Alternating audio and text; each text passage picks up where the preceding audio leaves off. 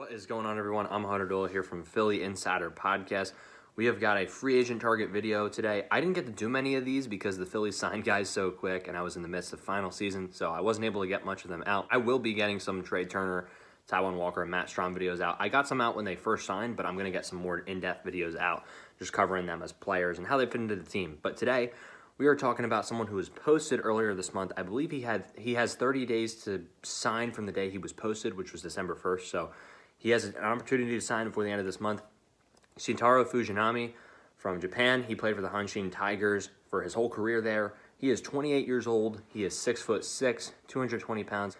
Three-time All-Star from 2013 to 2015. He came straight out of high school to play in the Nippon Professional Baseball League, if I'm not mistaken.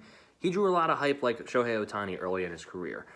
Not necessarily as a hitter, but just in terms of young guy who was expected to be really, really good early on. Fujinami was expected to be one of those guys, and now he's more of a reliever. He caught a case of the yips middle of his career, struggled with command and fell off, and he has played in the minors almost every year of his career in Japan now.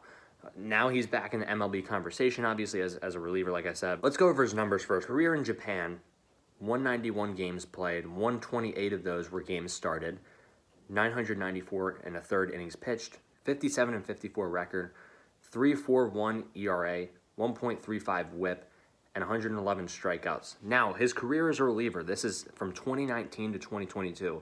He has pitched in 62 games as a reliever, 195 and two-thirds innings pitched. So he's averaging 3 innings pitched per appearance.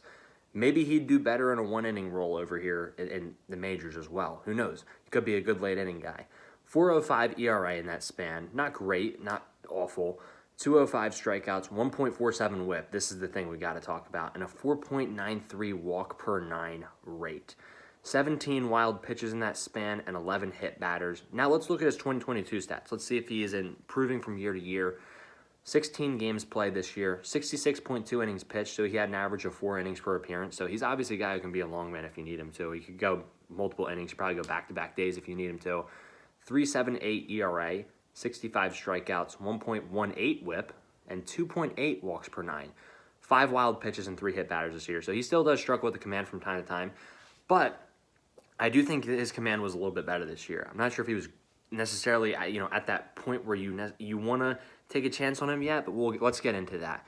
The command is an evident issue. The Phillies do like to work with guys who have great stuff but need to hone their command. I mean, you look at guys like Jose Alvarado, who was at the start of the year, looked like he was going to have a usual Jose Alvarado year where he just was going to be very up and down, and the downs were going to be very, very bad.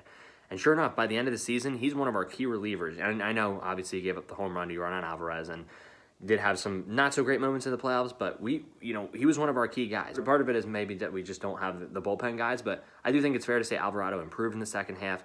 His cutter was a big part of his improvement. You look at a guy like Fujinami, the Phillies do have some success in terms of their track record working with guys who struggle with command and control, and they have belief in their player development. They have belief in their coaching staff now, especially with the new front office that's in there and the guys they've hired and the new coaching staff that's in place.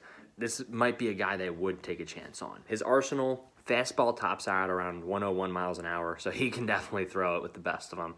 Get some natural run on it, too, from what I saw. One of those that feels like it rises sometimes as well. I know that's not possible, obviously, but you know what I mean when you're a hitter and it feels like it rises up a little bit.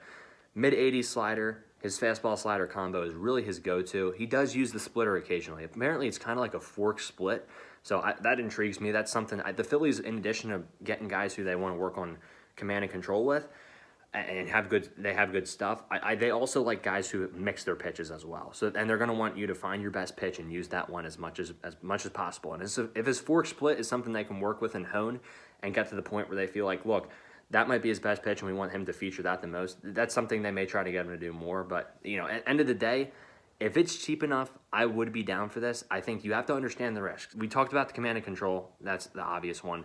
His confidence level, I think, is one. How he would deal with the pressure of being in the big leagues is another level. You can't have him get the yips again. Price is another risk. You don't want to spend too much on this guy. I think this is really Price is Right type of thing. It's got to be low cost for me. I don't want to take a risk on him when I could probably sign another reliever out there and spend a little bit of money without going over that luxury tax.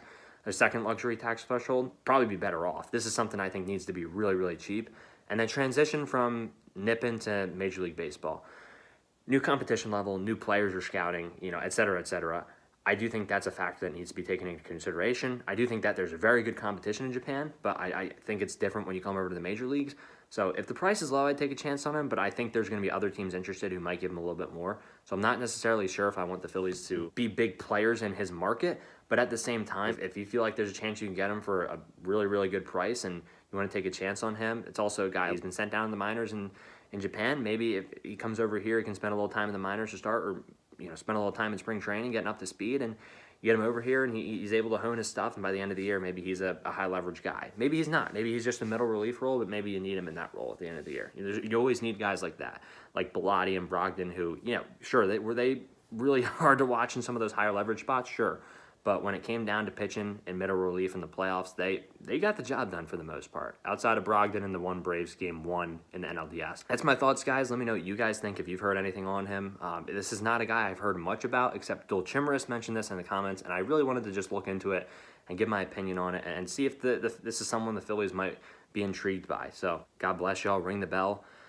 Hey, Merry Christmas. Praying for y'all through the holidays. And yeah, we'll have content coming out as the week goes on. So God bless y'all. Peace out. Have a good one.